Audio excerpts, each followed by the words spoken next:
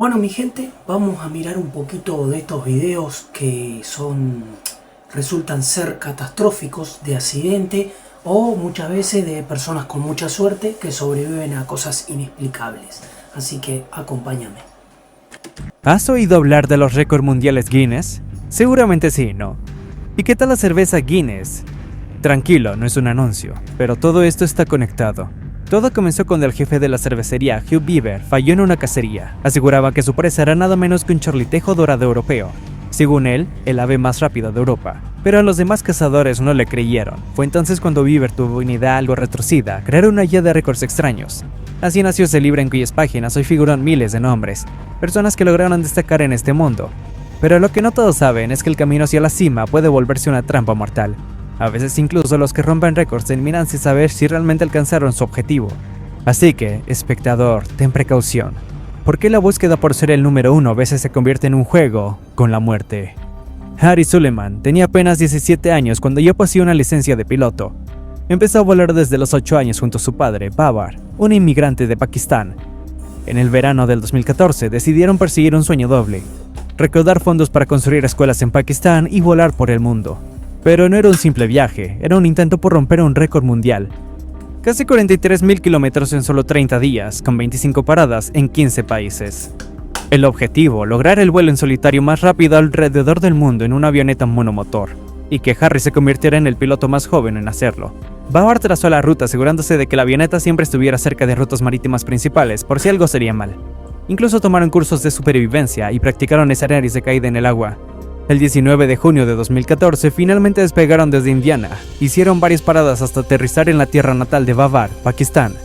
Allí fueron recibidos como verdaderos héroes nacionales, con flores cayendo como lluvia. Pero los Sullivan siguieron su travesía cruzando Indonesia, Australia y Oceanía. Solo les quedaban 2 días de vuelo y 3 paradas más antes de regresar a Indiana. Su familia ya los esperaba, lista para celebrar no uno, sino 2 récords mundiales conquistados por padre e hijo. Después de realizar las revisiones, los Sullivan despegaron desde Pago Pago poco antes de las 10 de la noche con la intención de llegar a Hawái a plena luz del día. Los trabajadores del aeropuerto vieron cómo giró la avioneta y se estrelló en el océano. La Guardia Costera activó de inmediato una operación de rescate. Había esperanza, habían entrenado para situaciones extremas. Pero al llegar al mediodía del día siguiente, solo hallaron pequeños restos flotando en el agua, el cuerpo sin vida de Harris. Del fuselaje del avión y de los restos de Babar, nunca se volvió a saber nada. Así, los últimos momentos de sus vidas quedaron envueltos en misterio, igual que las causas del accidente fatal. Y aunque la familia Sullivan aún guarda orgullo por lo que intentaron lograr, la realidad es brutal. En la carrera por romper límites, muchos terminan cruzando una frontera de la que ya no hay regreso. Un estadounidense llamado Alex Harville estaba obsesionado con las motocicletas desde que era niño. Para él las motos eran como héroes. Con el tiempo convirtió esa obsesión en una carrera real. Alex se volvió un doble de riesgo profesional y en 2013 logró su primer récord mundial saltando en moto de tierra a tierra. Pero ese era solo uno de los 2 desafíos posibles, el otro era saltar desde una rampa hacia el suelo.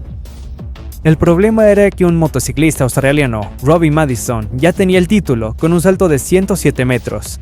Así que Harville se lo tomó en serio, comenzó un entrenamiento riguroso, decidido a destronar a Madison el 17 de junio de 2021. El salto que Alex tenía planeado era de 110 metros, más o menos a largo de un campo de fútbol americano.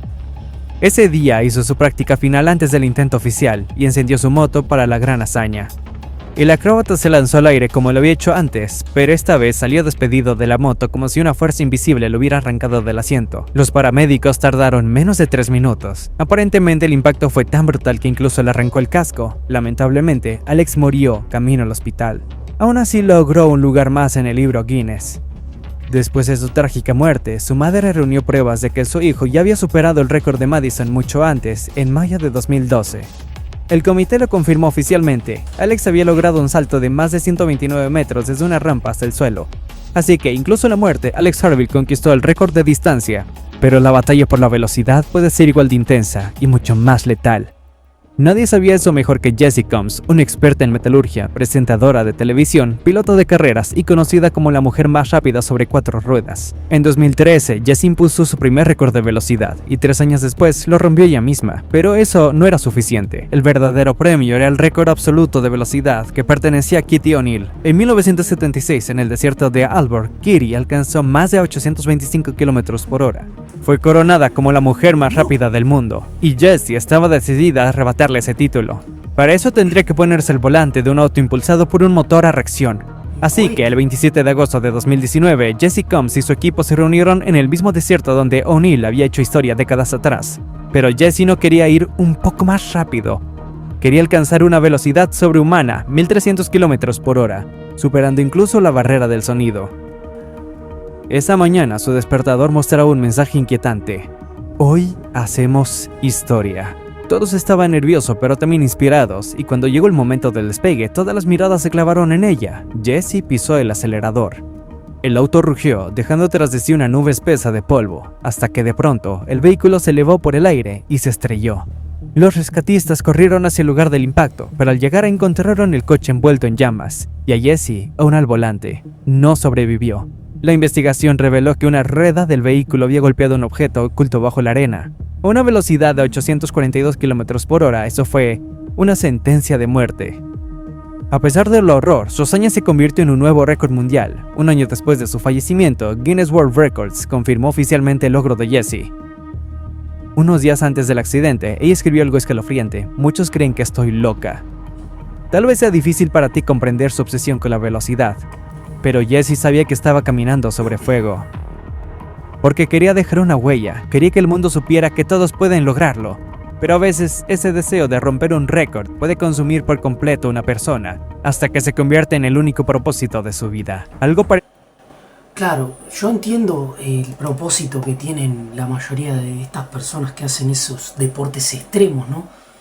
Pero ponete a pensar en la lógica, ¿no?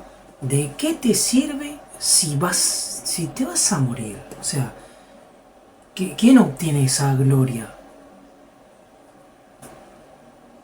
O sea, pónganse a pensar, gente. Yo pienso en eso, en que vos tomás todo tu tiempo, toda tu vida, te dedicas a eso para romper un récord, ¿no? Y ese récord te cuesta la vida. Pero después de muerto, porque no sabemos qué es después de la muerte. Uno dice, no, porque desde el cielo puede ver que lo logró. Pero ¿y si no es así, gente? Si directamente murió, ¿quién tiene ese logro? La hazaña que ella hizo, pero ¿quién la disfruta? No sé. O sea, dedicar toda su vida, todo su tiempo para algo que sabés que te va a costar la vida, no sé. O sea, para mí es algo... No sé, es mi opinión, gente. No quiero con esto abrir un debate ni nada, pero yo lo veo de ese modo, que cuando algo te cuesta la vida, de nada sirve, vos. Yo qué sé. Pero esta gente que tiene esos pensamientos de hacer logros extremos o entrar en los récords Guinness y todas esas cosas, está chafada. ¿Qué querés que te diga? Está chafada de verdad. Le faltan unos cuantos tornillos. Está loco. Y el cohete, bueno, si vos vas a un terreno que sabés, tenés que ser precavido. No sé, fíjate bien el terreno, la distancia que va a andar, para más o menos calcular que no haya nada que lo impida, ¿no? Porque si fue un objeto, ese objeto tendría que haber sido retirado en el momento, ¿no? O sea, fue una cagada, pero está, no sé. Así ocurrió con John Cobb. Quería romper el récord mundial de velocidad sobre agua. Cobb era un adinerado corredor de bolsa, y como todo millonario con un sueño peligroso, no dudó en gastar una fortuna en su obsesión. Se hizo con uno de los autos más avanzados de su época, y en 1938 rompió el récord de velocidad en tierra, y lo superó 2 veces. Después quería conquistar el agua. Su objetivo era convertirse en el primer ser humano en superar las 200 millas por hora navegando. Una hazaña casi imposible. A diferencia del suelo firme, el agua nunca es estable. Cada ola, cada vibración, cada centímetro mal calculado puede convertirse en una trampa mortal, como sucedió con Jessie Combs en el desierto. Pero John Cobb se lo tomó muy en serio. Mandó diseñar y construir un barco de alta velocidad jamás antes visto. Estaría impulsada por un motor a reacción, una tecnología que aún estaba experimental. Cobb invirtió casi 45.000 libras esterlinas en investigación, diseño y construcción, lo que hoy equivaldrían a unos 1.5 millones de dólares. Finalmente nació el Crusader, un monstruo de madera y contrachapado de abedul, capaz en teoría de alcanzar los 402 km por hora.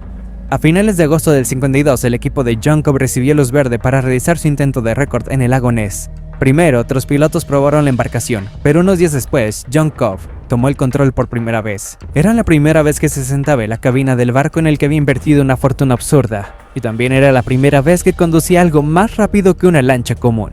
Los entrenamientos salieron bien. Cobb ya había superado las 100 millas por hora, pero no era suficiente. Su mirada estaba fija en las 200, aunque el récord mundial de ese momento ni siquiera se acercaba. A pesar del aparente éxito, Crusader no estaba del todo bien. Presentaba algunos problemas técnicos y el equipo le rogó a Cobb que lo retiraran del agua. Pero Cobb quería hacer una última corrida, y fue entonces el 29 de septiembre cuando todo cambió para siempre. El barco sufrió un fallo súbito y catastrófico, y John Cobb murió al instante. Se estrelló viajando a casi 207 millas por hora, más rápido de lo que jamás imaginó, pero el récord no fue válido porque, según las reglas de Guinness, debía repetirse el intento para ser oficial. Sin embargo, mientras John Cobb encontró la muerte en el agua, otros encontraron en ella su razón de vivir. Como la francesa Audrey Mest, que comenzó a nadar a los 2 años y se convirtió en buzo a los 13. El agua fue su refugio para los problemas de espalda. Más tarde estudió biología marina y fue entonces cuando conoció al legendario buzo de apnea, Francisco Pipín Ferreras, y en ese instante se enamoró perdidamente. Por eso nos sorprende que en el año 2002, después de intensos entrenamientos junto a Pipín, Audrey se preparara para romper el récord mundial de buceo libre, una disciplina tan extrema como letal, bucear sin tanques de oxígeno, solo conteniendo la respiración. Los buzos libres descienden hasta profundidades comparables a un edificio de 40 pisos, más de 122 metros bajo el agua. Allá abajo enfrentan una presión aplastante, el corazón se ralentiza hasta 14 latidos por minuto, los pulmones se comprimen y la sangre abandona brazos y piernas para proteger el corazón y el cerebro. A pesar del riesgo brutal, solo existen unos 5.000 buzos libres en todo el mundo, y cientos de ellos mueren cada año. Aún así, Audrey se propuso descender hasta los 171 metros para superar el récord anterior, logrado apenas semanas antes por Tanaya Streeter. Guiado por su esposo Pipín, Audrey entrenó sin descanso, y el 12 de octubre estaba lista para el primer intento. Audrey se sujetó el cabrestante especial conectado a un cable, inhaló profundamente y comenzó su descenso hacia las profundidades. 2 buzos observando la acompañaban, esperándola en diferentes etapas del trayecto. Audrey llegó al fondo, logró la marca, registró los datos y tiró la palanca para inflar la bolsa especial que le haría ascender rápidamente. Pero no funcionó. Uno de los buzos se lanzó hacia Audrey, conectó su propio sistema de flotación e infló parcialmente la bolsa, pero el ascenso era demasiado lenta y Audrey empezaba a perder el conocimiento. El primer buzo se le entregó al segundo, tratando de acelerar el ascenso, y en medio del caos bajo el agua apareció Pipín descendiendo para alcanzarlos. Sin embargo, en lugar de pasar 3 minutos bajo el agua, Mest estuvo sumergida por más de 8 minutos y medio, y para su cuerpo eso fue fatal. Cuando lograron sacarla a la superficie, Audrey aún tenía pulso, pero entonces surgió el error más imperdonable: no había ningún médico presente. Su muerte fue confirmada poco después en el hospital local. Y entonces comenzaron las acusaciones. Muchos señalaron directamente a Pipín porque creían que no soportaba la idea de que ella lo superara. Pero la investigación reveló una tormenta de errores: mal clima, desplazamiento del cable, fallos en el sistema de descenso y ascenso. Todo eso se combinó para sellar su destino. Audrey eligió el agua como su elemento, y el agua la abrazó para siempre. A título póstumo fue incluida en el Salón de la Fama de Mujeres Buzas. Pero no solo en el mar se puede descender, también en el cielo. Aunque técnicamente podría llamarse caer, para la alemana Diana Paris eso tenía otro nombre: paracaidismo. A sus 46 años esta técnica en radiología ya había realizado más de 1500 saltos, y por fin se le presentó una oportunidad única: ser parte de un récord mundial. Junto a 221 paracaidistas de 28 países, Diana llegó al pueblo de Eloy, Arizona. El equipo tenía una misión audaz: romper el récord mundial de personas realizando 2 formaciones aéreas consecutivas antes de abrir sus paracaídas. Entrenaron durante 18 meses y el 3 de abril de 2014 estaban listos para el primer intento. Vestían trajes de asalto coloridos y tomaron sus posiciones a bordo de 10 aviones. Cuando alcanzaron una altitud de aproximadamente 6.000 metros, llegó el momento de saltar. Cada paracaidista tenía solo 80 segundos para colocarse en una formación aérea compleja, reagruparse y abrir el paracaídas a tiempo. El clima era perfecto, no había señales de peligro, pero ocurrió. Desde el suelo, el esposo de Diana Paris observaba cómo 222 cuerpos caían a una velocidad de 190 km por hora, formaban un gigantesco copo de nieve humano en el cielo. y luego se dispersaban abriendo sus paracaídas uno tras otro, todos excepto uno. Una silueta siguió descendiendo a toda velocidad sin detenerse, y fue entonces cuando él lo entendió. Era Diana. Su paracaídas principal falló, y el de reserva no tuvo tiempo de abrirse. Cayó. A pesar del horror, su esposo devastado reconoció que Diana aceptó ese riesgo mortal con tal de cumplir su sueño. Pero no todos los desastres nacen de deportes extremos. A veces, una idea inocente puede volverse en una tragedia. En Cleveland, en 1986, una organización benéfica local tuvo una brillante idea: organizar un festival y romper el récord mundial por el mayor número de globos lanzados al mismo tiempo. Ambicioso, ¿no? En realidad, era una estrategia publicitaria para recaudar fondos, algo que debía ser espectacular, inolvidable. Así que en la plaza pública de Cleveland se reunieron unos 2.500 voluntarios, inflando globos con helio sin parar durante días. Literalmente se frotaron las manos hasta sangrar por tanto inflar globos, pero aún así estaban emocionados con su tarea. Como resultado, una red gigantesca del tamaño de una manzana entera y con la altura de un edificio de 3 pisos, sostuvo alrededor de 1.5 millones de globos. Aunque originalmente planeaban inflar más, los organizadores tuvieron que adelantar el lanzamiento porque una tormenta se aproximaba rápidamente a la ciudad. Y así, el 27 de septiembre a la 1:50 ocurrió lo impensable. 1.5 millones de globos fueron liberados al mismo tiempo, primero envolviendo un rascacielos de 52 pisos, y luego desatando un caos monumental. Los organizadores creían que los globos flotarían hasta desinflarse lentamente, pero al toparse con un frente frío y lluvia, muchos comenzaron a caer aún inflados.